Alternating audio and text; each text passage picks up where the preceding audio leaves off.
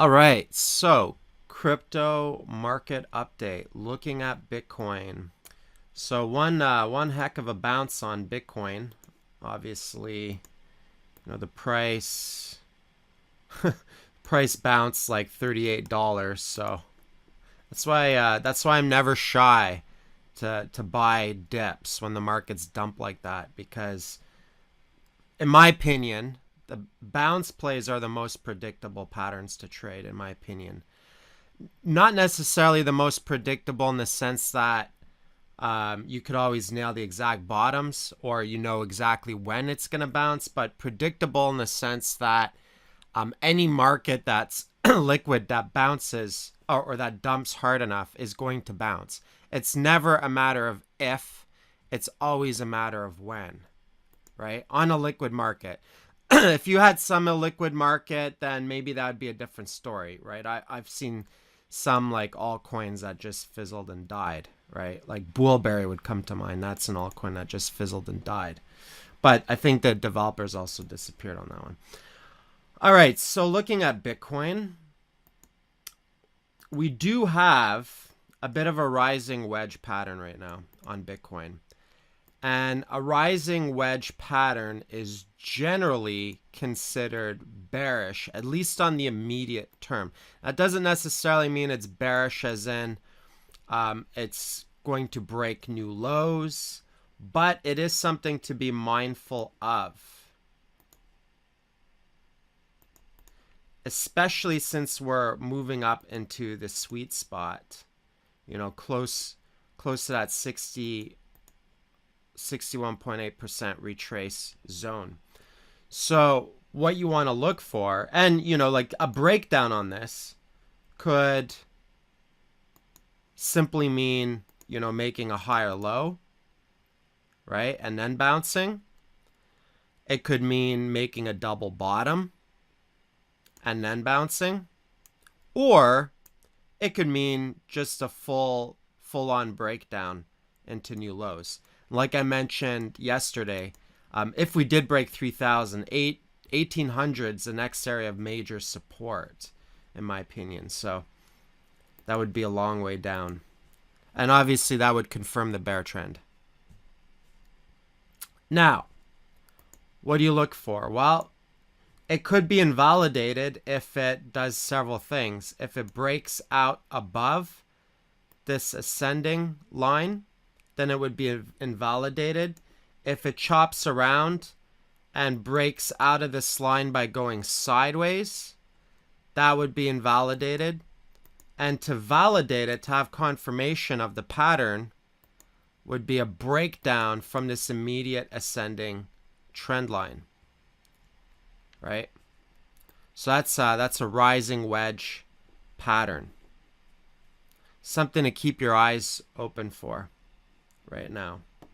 So that's Bitcoin. Maybe we'll get some consolidation. I mean, the perfect world would be some consolidation for Bitcoin to chill and not have more bearishness. But, the markets rarely care about our opinions or what we want. So we could see even some more, fundamental issues as far as China, right? Like, for example, if news breaks out that China suddenly bans Bitcoin mining, then we'll probably see a breakdown and another sell-off. I wouldn't be surprised to see the price break down to here if we start seeing some kind of more FUD news pieces, right? Also, something else to keep in mind on a fundamental level, in November, we have the possibility of the hard fork. There's all that debate and kerfuffle over the SegWit 2X hard fork. That, in my opinion, could also lead to some bearishness, similar to what we saw with the user-activated soft fork right here when we were breaking down. There was a lot of FUD. And if we did break down and establish support at this level, then, like I mentioned yesterday, that would, if we bounced, that would actually produce a really, really massive head and shoulders on the daily, right? So that's obviously like that's the bearish scenario. I'm not necessarily saying that's going to happen, but that's exactly the type of thing I would look for in a bearish scenario.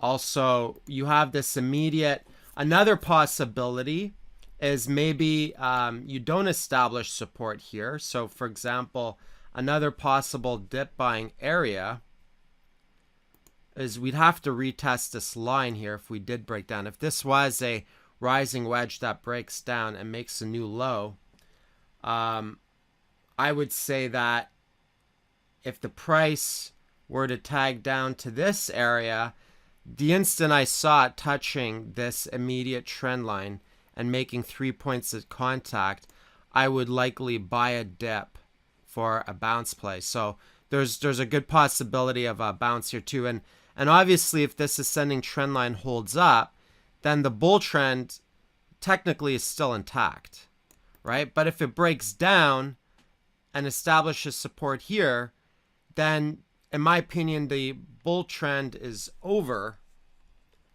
or at least the immediate one. And then we would get into possibly forming that head and shoulders pattern and formation, right? So those are a couple of possibilities, but I personally would probably take a stab at buying a dip there. In fact, there could even be a case for maybe even taking a stab at a dip on a double bottom, right? You could have a double bottom too. So, but obviously, you know, position sizing and possibly running stops, managing risk is important. Personally, I cost average down when I dip buy. So if I bought here and it flopped to here, I'd buy more type of thing. That's just me. I mean, no matter what my entry point is, 36 to 3,000, all of it was profit. So it didn't really matter. I didn't have to look for the perfect entry to make money, right? So I still made money off of this bounce play. So, you know, sometimes I'm a little bit bold when I jump in to the fires, but that's because I know what's coming.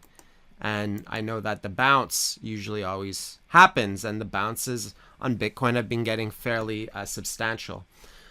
So that is Bitcoin. Let's see what happens. I mean, obviously on the bull side as well, like I said, it could invalidate it and break up higher. And if it does, and we break out to new highs, 6,000 would be the next major milestone, right? So of course, middle path. I've got some cash. I've got some Bitcoin. So either or, it's all good. I will find a way to profit. All right. Another market of interest that I bought a dip on yesterday was Edgeless. Massive. This is like a classic sell on the news again. The exact same thing happened with AMP. My mistake is I should have taken profit on my... See, I still have some Edgeless from down here. I'm still in profit on that. So when you buy low, you've got a lot of wiggle room. However, there was a big sell on the news event, and I guess they had a blog post yesterday, and people just sold on the news and dumped, right?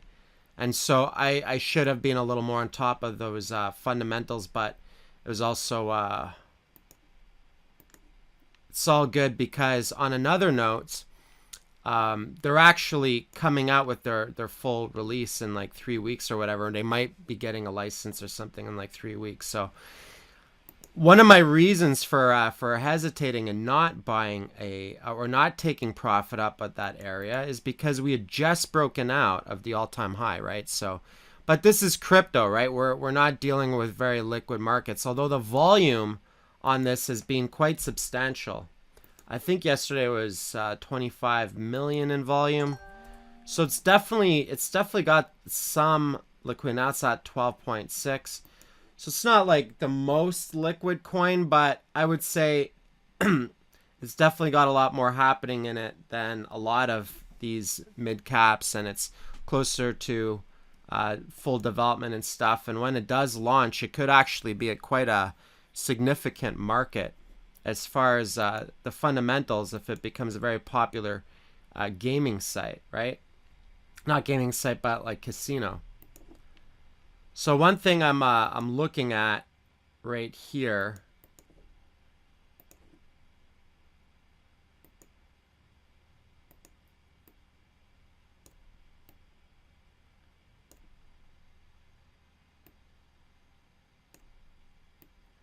possibility of a descending wedge. And it kind of drops down to the whole classic, prior resistance area down here. So now it's testing that resistance as support. The next major level for it to drop to would be a full retrace back into the accumulation zone, which is certainly possible as well. However, if it does break this line, I actually bought almost pretty close to the bottom. I posted a chart last night. The price is down here even before it went green. So I bought fairly close. But confirmation would be to produce a higher low or a double bottom right here, and then break this immediate descending wedge would be the breakout. And if that were to happen, then I've got some limit orders already stacked up. There could be because this was like a substantial move down. This wasn't a very small drop. This was, for a day drop, that was almost 50%, right? So I wouldn't be surprised to see some counterforce at the very least. And if it does, big if, obviously you got to position size it. I'm not like YOLO. I mean, if this does a full retrace, then it's not going to break the bank. But if it does break, then target areas for me would be kind of between the 50 and 61.8 retrace zone.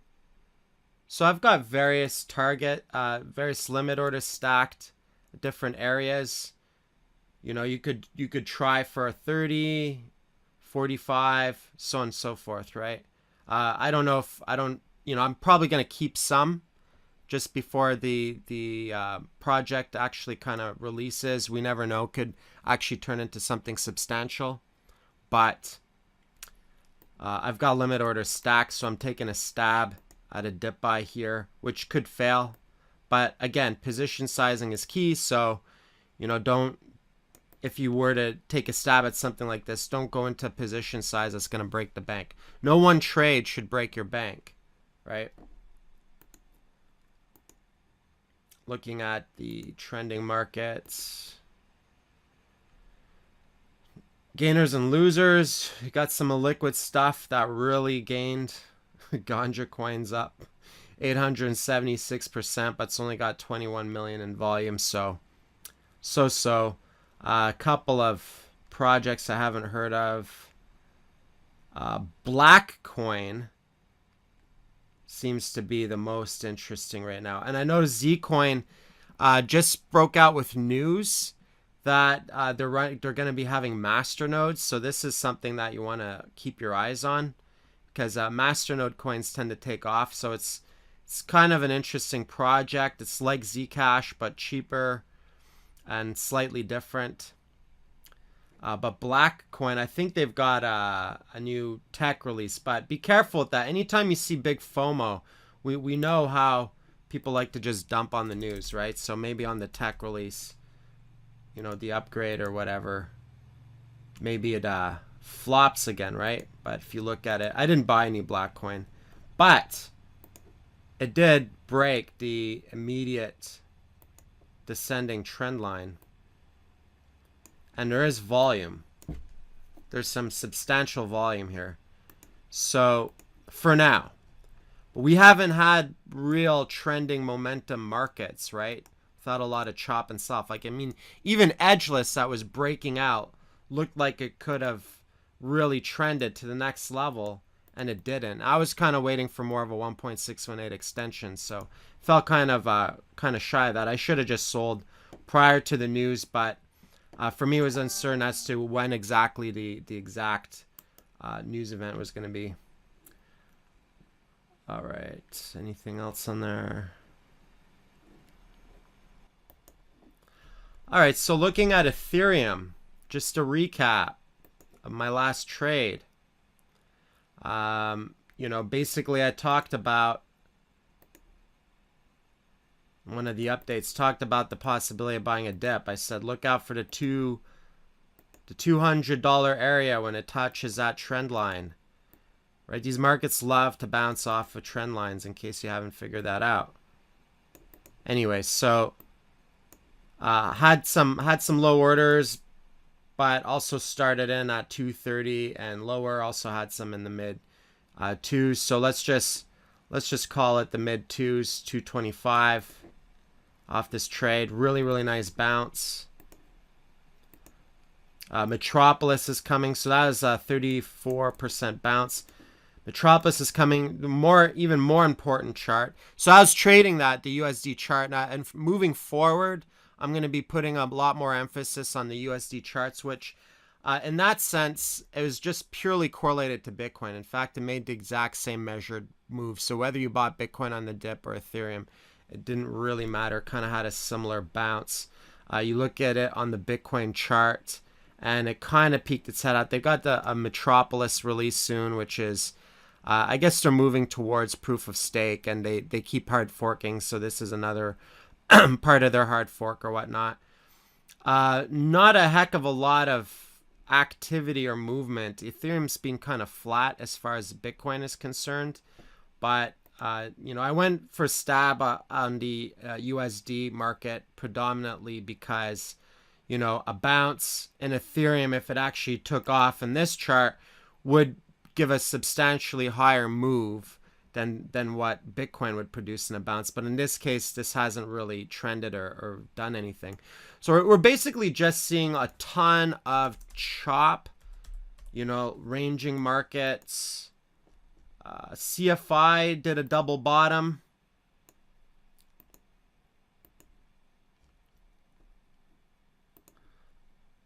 Ish. Maybe not quite a double bottom, but 3 points of contact, so on and so forth. So there's a DA power play, pre-sale or whatnot happening. So I believe that's likely why we're seeing buying pressure. So we see this pattern with CFI where anytime there is a pre-sale or an ICO, you see a lot of buying as participants want to come in.